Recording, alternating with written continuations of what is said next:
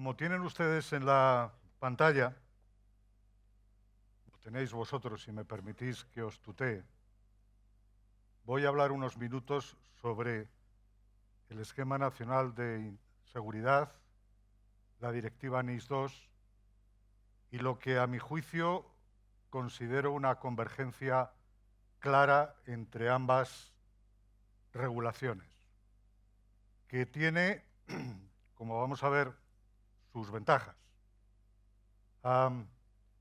Mi ponencia es una novela policíaca, donde lo verdaderamente importante está en la última transparencia. Lo demás son los preámbulos, el planteamiento, el nudo, pero lo importante está en el desenlace. Y ahí es donde me gustaría, cuando lleguemos, incidir especialmente. Bueno, mi nombre es Carlos Galán, como me ha presentado Pepe, mi querido amigo.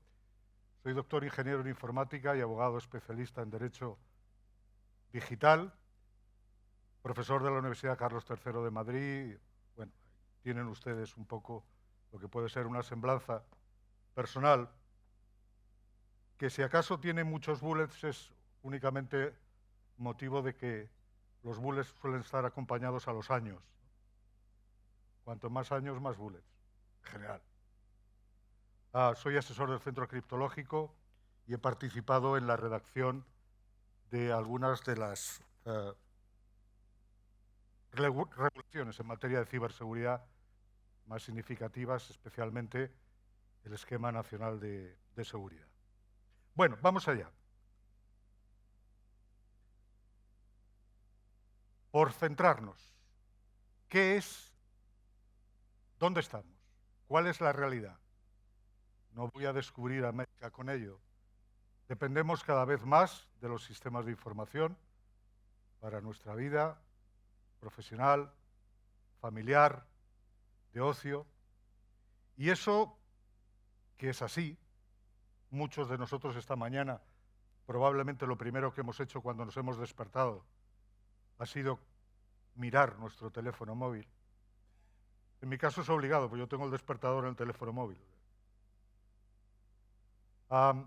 Eso da una idea de nuestra dependencia. Y como la buena parte del valor ya está desplazado en eso que hemos llamado ciberespacio, nosotros lo sabemos, pero también lo saben los que nos atacan. Y las consecuencias son evidentes. Incremento incesante de los ataques patrocinados por estados, por organizaciones ciberdelincuenciales, por grupos activistas, por insiders, por gamberros, por lobos solitarios. Esa es la realidad, diaria. Y el Centro Criptológico lo sabe perfectamente. ¿Cuál es el objetivo? Pues también lo sabemos todos. La información, los servicios, cuando no se trata de ambas cosas al mismo tiempo, para alterarlos, para destruirlos, para apoderarse de ellos, para dejar inservible una institución, un sistema, una sociedad, un país, un continente. Y eso lo saben también los que desde las instituciones de la Unión Europea están intentando arreglar, poner coto a estas acciones. El impacto es clarísimo, ahí lo tienen. Limitación del ejercicio de los derechos y libertades, limitación en el normal desenvolvimiento de las sociedades, con el esfuerzo requerido para recuperarlas, el daño reputacional. No podemos, ya estamos en este mundo. Y como decía antes el almirante, no hay vuelta atrás. No hay vuelta atrás, salvo que haya una hecatombe mundial, claro, que es otra de las cosas en las que se pretende evitar con las medidas de seguridad.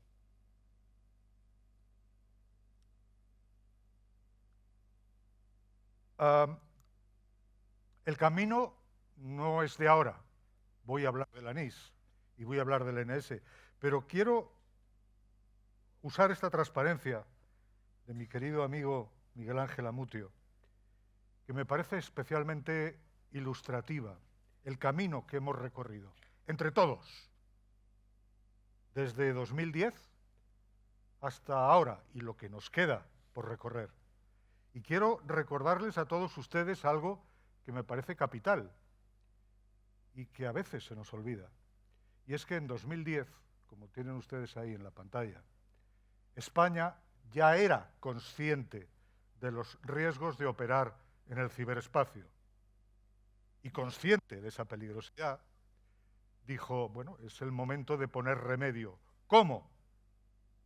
Pues esencialmente, y por la parte que nos toca ahora mismo a nosotros, por el Esquema Nacional de Seguridad, publicando el que fue el primer Real Decreto 3/2010, que entraba a regular el Esquema Nacional de Seguridad. 2010. Ya han pasado muchos años, 14, los mismos que yo llevo trabajando con el Centro Criptológico. Desde entonces, ahí lo tienen ustedes, el camino seguido por el legislador europeo y por el legislador nacional ha sido incesante. En ocasiones a los que nos dedicamos al derecho tecnológico nos cuesta trabajo seguir esto. Y ahí está solo una parte, no está la totalidad de lo que podríamos decir. ¿Y eso por qué? A veces un exceso de regulación solo significa que hay quizás también una enorme preocupación. En España el Estado reaccionó. Reaccionó en 2010 con el Real Decreto, con el NS, con nuestro primer NS. Reaccionó en 2015 adaptando ese Real Decreto a esa realidad de aquel momento. Bueno, fue una modificación leve, como pongo ahí, más un ayornamiento, ¿no?, que una modificación en sentido estricto. En 2016, como la prueba del pastel está en comérselo, que dicen los británicos, había que ser capaz de demostrar conformidad con el NS. Y en 2016, el Centro Criptológico publicó todo el conjunto de medidas, en general, en esencia, las dos instrucciones técnicas de seguridad de conformidad con el Esquema Nacional de Seguridad y de auditoría, que sustentaban el esquema de certificación de conformidad con el NS.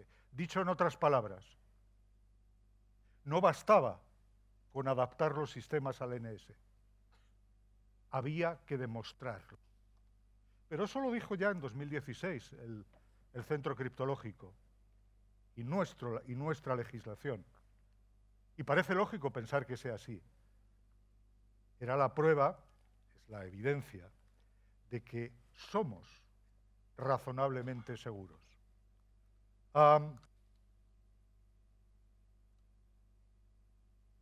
Seguimos adelante y llegó lo que inevitablemente tenía que llegar, la actualización del Esquema Nacional de Seguridad.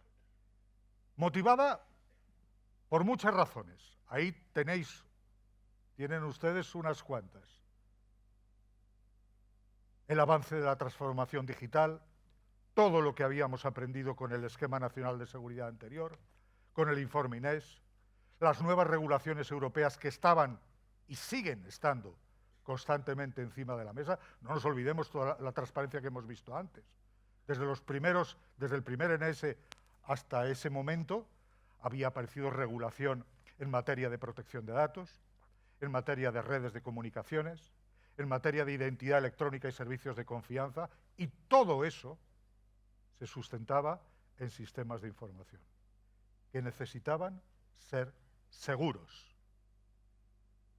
Parece claro que la actualización del esquema era necesaria en aquellos momentos. Yo recuerdo que el primer borrador que tuvimos fue en 2019, después el nuevo Esquema Nacional de Seguridad transitó por los cauces legales correspondientes, comisión interministerial, comunicación a todos los departamentos ministeriales correspondientes, recepción de comentarios, comunicación a las entidades privadas. En total, ¿verdad, Miguel Ángel? 400 comentarios al nuevo esquema nacional. Algunos, y hay que decirlo, extraordinariamente buenos. Otros quizás no tanto. Pero eso nos sirvió para saber que por detrás había gente, había organizaciones, había personas muy interesadas en seguir adelante. Vio la luz el nuevo Esquema Nacional de Seguridad, Real Decreto 311-2022 de 3 de mayo. Y además de plantear un nuevo modelo, porque el modelo era un modelo renovado, seguía teniendo ese anexo 2 de medidas que todos ustedes conocen, pero renovadas.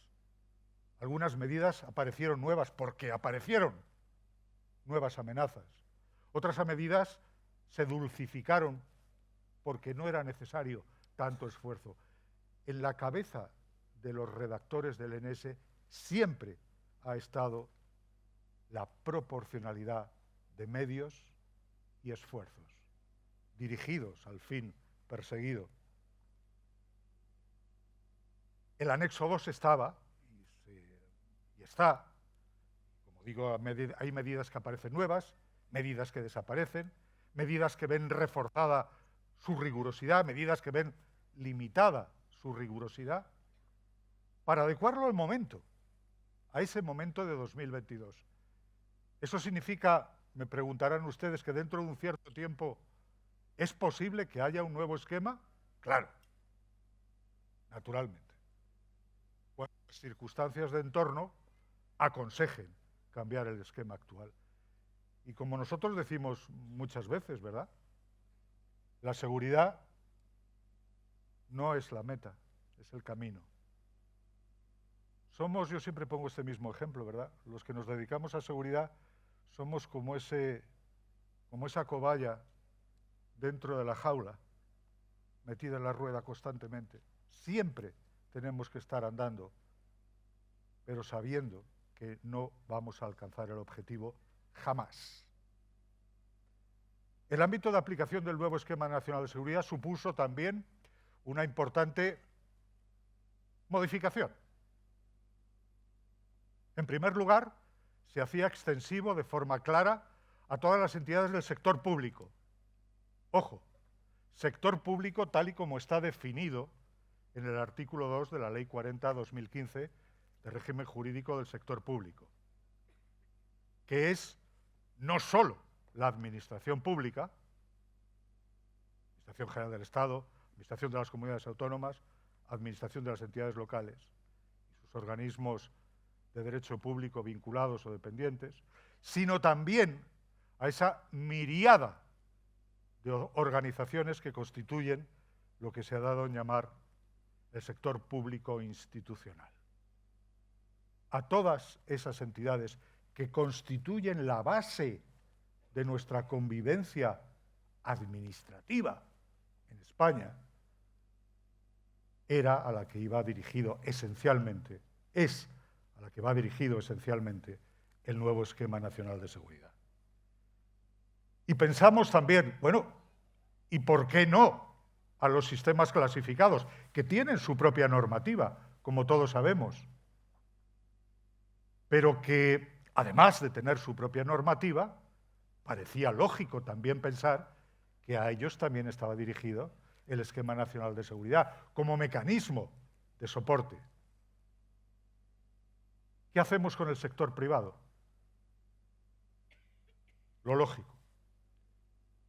Si a mí me toca como administración pública, como sector público, implantar medidas de seguridad a esas empresas que me prestan servicios a mí, servicios competenciales, también les tengo que exigir el cumplimiento del Esquema Nacional de Seguridad. Porque no hacerlo así supondría abrir una brecha enorme, sabiendo, como sabemos todos los que estamos aquí y los que que nos están escuchando, que cada vez más el sector público confía en los servicios de terceros para prestar sus propios servicios. ¿Hasta dónde? ¿Hasta dónde teníamos que exigir la conformidad con el NS respecto de nuestros proveedores? Pues también a eso que se ha dado en llamar la cadena de suministro, porque esos proveedores tienen a su vez otros proveedores, y esos quizás otros, y esos quizás otros. ¿Hasta dónde? Bueno, pues hasta donde la lógica lo haga necesario. Y en términos de seguridad o de ciberseguridad, mis queridos amigos, la lógica tiene un nombre y se llama análisis de riesgos. Hasta donde un análisis de riesgos determine. Y todo eso es responsabilidad de las administraciones públicas, del sector público en su conjunto, que tendrá que exigir a sus proveedores el cumplimiento, la conformidad con el Esquema Nacional de Seguridad en las dimensiones, en los niveles de seguridad y en la categoría de seguridad que el organismo contratante decida, no el que decida nuestro proveedor. Y de nuevo nos encontramos con la síntesis del NS. Medidas aplicables a esas fases por las que puede transitar un ciberincidente. Medidas de prevención, de disuasión, medidas de detección, medidas de respuesta. Las conocemos todos, pero me gusta significar que hay tres grandes tipos de medidas en el NS. Las medidas organizativas, ojo, ya lo he dicho muchas veces, quien me haya escuchado en alguna otra ocasión lo sabe. No se puede hacer la ciberseguridad sin un gobierno de la ciberseguridad. La ciberseguridad no nace como una seta, una noche. Nos vamos a la cama y al día siguiente, ¡hop!, ahí está. La ciberseguridad se hace. Y se hace teniendo una estructura de gobierno de la ciberseguridad. Por eso, el Esquema Nacional de Seguridad tiene medidas organizativas que hablan de la gobernanza, de la necesidad de crear del Comité de Seguridad de la Información, de los responsables, de las normativas, de las políticas. No nos engañemos. No podemos hacer la ciberseguridad si no contemplamos esto. Y cuando contemplemos esto y lo tengamos no solamente interiorizado, sino formalizado en nuestras instituciones, podemos hablar de lo siguiente, que son las medidas técnicas, tecnológicas, y que son las medidas físicas. Pero lo primero es lo primero, ¿de acuerdo?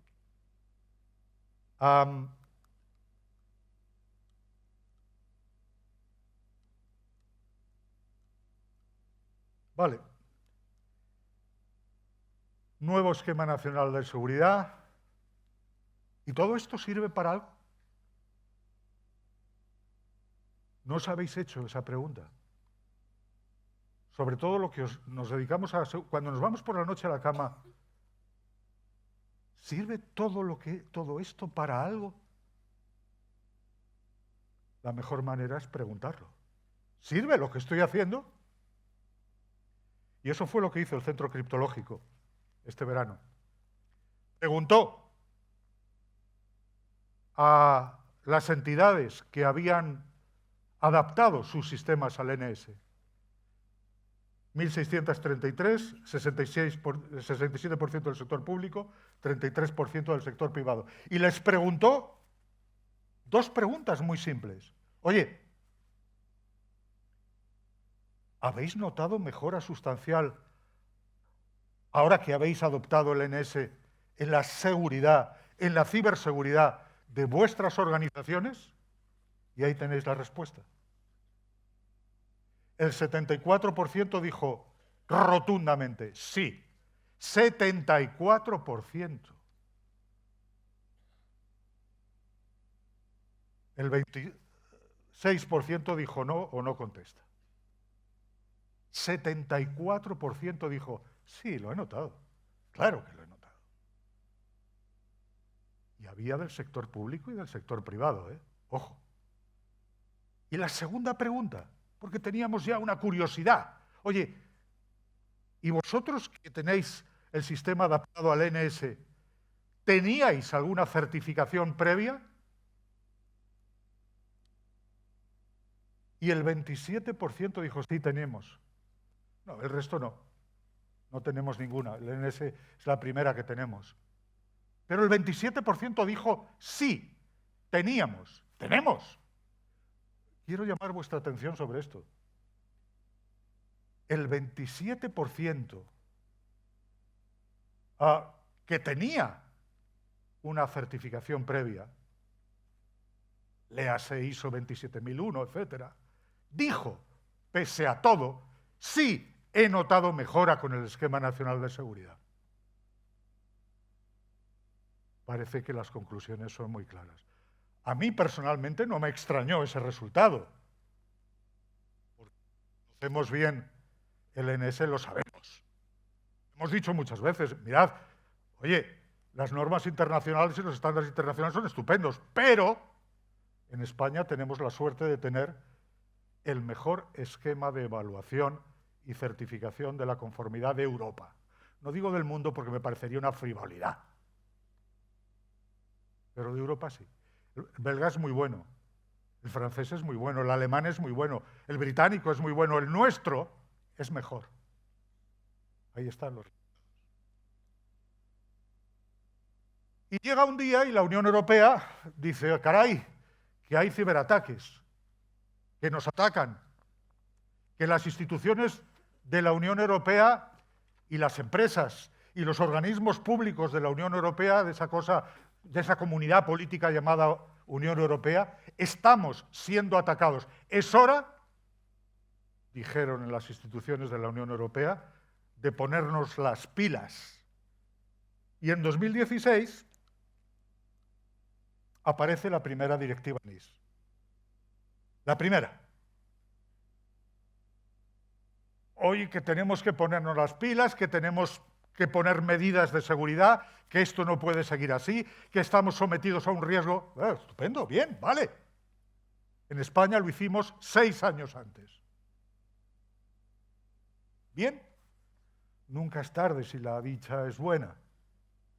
Y la directiva NIS, la 1, tenía un ámbito de aplicación, ese que tenéis ahí.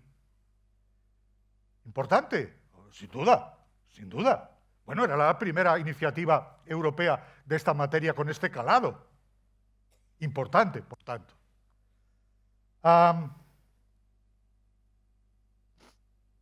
En España fue traspuesta, como bien sabéis, por Real Decreto Ley 12/2018, que señalaba unas autoridades competentes, unos CSIRT de referencia y que además confería al Centro Criptológico Nacional la coordinación nacional técnica de la respuesta técnica a los incidentes de especial importancia o a los incidentes significativos.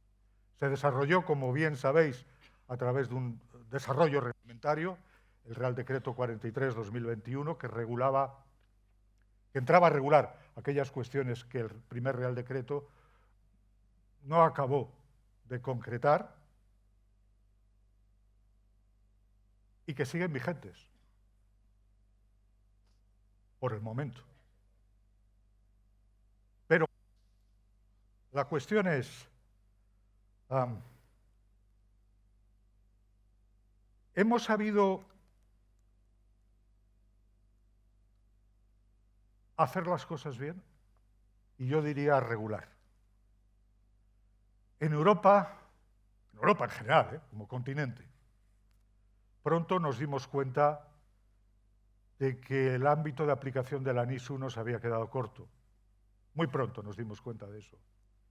De que no incluía a todos los actores relevantes, de que el procedimiento para la notificación era complicado y no uniforme, que el intercambio de información seguía siendo muy escaso, que la disparidad de los recursos, etc. Es decir, pronto nos dimos cuenta que la NIS 1 no estaba en las mejores condiciones de cumplir el objetivo final. Por eso aparece una nueva directiva. La Unión Europea, las instituciones de la Unión Europea se ponen a trabajar. Tenemos que arreglar esto. Y aparece una nueva directiva, la que todos conocemos como NIS 2. Y que, como ha dicho antes muy bien Miguel Ángel, exige a los Estados, es más rotunda. Claro, ha aprendido de los errores de la previa. Exige a los Estados miembros que refuercen las capacidades de seguridad, responsabilizan a los órganos de gestión de su cumplimiento, muy importante. Si no hay nadie responsable, ¿a quién vamos a hacer responsable? La obligación de adoptar medidas de seguridad del artículo 21 famoso, la obligación de notificar incidentes, la cooperación, el intercambio. Es decir, hemos pasado de un ámbito más estrecho a un ámbito mayor, más robusto. Bueno, mejorable sin duda. Toda obra humana es mejorable. Pero mucho mejor, desde luego mucho más atinado, alineado con la realidad. Ahí tenéis el elenco de entidades esenciales e importantes, las conocéis de sobra, no voy a entrar en detalles sobre ella. ¿Aparecen nuevas? Claro, claro. Aquellas en las que nos dimos cuenta de que faltaban. ¿Y sabéis por qué nos dimos cuenta? Por muchas razones, pero la experiencia de COVID fue extraordinariamente útil. ¿Os habéis imaginado alguna vez ese confinamiento si no hubiéramos tenido Internet? Os hubiera estado roto, me da igual. ¿Y la energía eléctrica? ¿Y la posibilidad de comprar nuestros alimentos a distancia? ¿Y las aguas residuales? ¿Y la salud?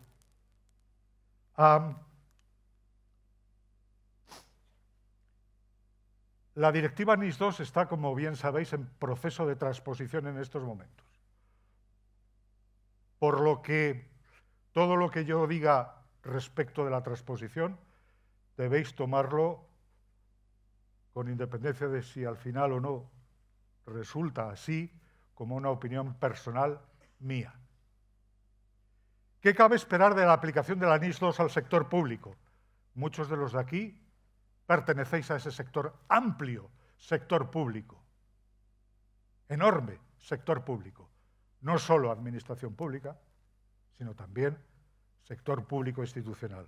Bueno, aplicación presumible de la NIS 2, Administración General del Estado y de las comunidades autónomas. ¿Qué pasa con las entidades locales? Nuestro país tiene un derecho administrativo y político descentralizado y hay entidades locales muy importantes, tan importantes como alguna provincia. Por tanto, parece que las diputaciones provinciales, los cabildos y los consejos insulares también debieran ser objeto de la NIS 2. Y lo que no cabe casi ninguna duda, a mí por lo menos no me cabe ninguna duda, es que los municipios de gran población, esos que están regulados por la ley de bases del régimen de entidades locales, también deberían estar afectados por la NIS 2. Pero es que esas entidades tienen entidades del sector público institucional. ¿Les afecta? Oiga, estamos hablando de entidades de suministro de aguas, de basuras, de alcantarillado, en manos del sector público. Parece lógico pensar, si nos atenemos al espíritu de la NIS, que también.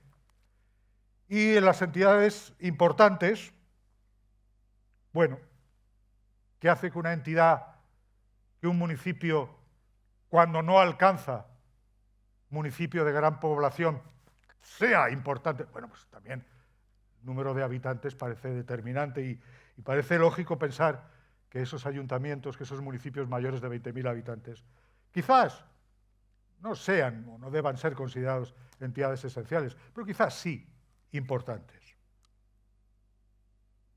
¿Alguna idea razonable sobre el posible marco de ciberseguridad de la gobernanza? Y de esto hemos venido hablando ya. Llevamos años hablando de esto. Arriba, el presidente del Gobierno, los consejos nacionales de seguridad y de ciberseguridad, y lo que está en amarillo, perdón, en azul, es una idea de quizás cómo podría organizarse la gobernanza de la ciberseguridad nacional. Y ahí veis al principio un órgano nacional de ciberseguridad. Sí, llamémosle como queráis. El nombre me importa menos ahora. Agencia, centro, departamento, autoridad. Antes, en la sesión principal, digamos, en la sala principal, lo decía el eurodiputado, parece lógico, decía el eurodiputado, que cada país de la Unión Europea tenga un órgano coordinador de la ciberseguridad nacional. De la misma manera que hay otros órganos coordinadores y directores en otras áreas. Bueno, ahí está. Esto es lo deseable. A partir de ahí, autoridades de control, ¿cuántas? Las que sean, las que materializan la coordinación de la autoridad superior. Los CSIR de referencia, obviamente. ¿Cómo vamos a hacer la ciberseguridad sin los CSIR de referencia? Los puntos de contacto sectoriales, que es lo que en la directiva, en la transposición de la directiva NIS anterior se llamaba autoridades competentes, los ministerios, los organismos públicos que tienen en su comunidad de intereses a esas entidades esenciales y a esas entidades importantes, los que están más cerca de ellos. Y esos tienen una extraordinaria importancia en este modelo que estamos viendo. Y en esto estábamos cuando se publica, lo sabéis bien, voy terminando, el reglamento de ejecución para determinados servicios. Un reglamento de ejecución que trae causa de los trabajos del Grupo de Cooperación NIS 2 de ENISA y que tenía como objetivo determinar qué conjunto de medidas de seguridad sería razonable esperar y exigir a estas entidades. Estuvimos trabajando ahí. ¿Y sabéis lo que hicimos los primeros días, lo que se hizo los primeros días? Pues lo lógico, poner encima de la mesa del grupo de trabajo nuestro esquema nacional de seguridad. En España lo hacemos así. ¿Qué os parece?